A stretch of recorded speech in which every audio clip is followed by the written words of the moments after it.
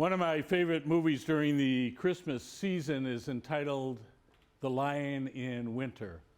If you haven't seen it, I strongly recommend it.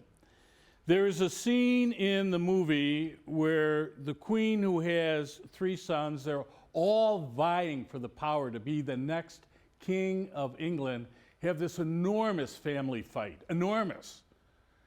And at the end of this horrendous fight, the queen looks right into the camera, Katharine Hepburn, and she says, "What family doesn't have its ups and downs?" And it's true. Every family has its ups and downs, even the Holy Family.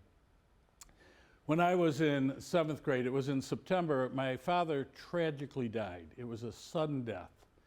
And as we approached Christmas a couple months later, the family tradition was always going as a family, picking out the Christmas tree.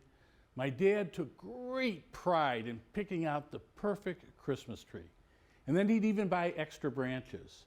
And he'd put up the Christmas tree, and if there were any spaces that needed to be filled in, he'd take a drill and he would drill a hole and put the branches in there so it would be perfectly shaped. And then with great patience, he would hang one icing, or icicle, I guess they called them, at a time. That year, my dad, who had passed for a couple months, my mother, who was just wonderful, said, "Let's honor the tradition." So we all went to pick out the Christmas tree. We came back, we tried to put up the Christmas tree, and realized we had bought a tree with a terribly crooked trunk. No matter what we did, we couldn't get it to stand straight. And my mother, who's a little Irish fighting spirit, went and she opened the front door of our house, picked up the tree, and threw it right into the front lawn. It's the last time we had a real live Christmas tree. She went out and bought an artificial one. Every family has its challenges, even during the Christmas season. The Holy Family had its challenges, as you know. Having to register, being born in a stable, being refugees to Egypt, all the things that they suffered. But as family, they hung in there.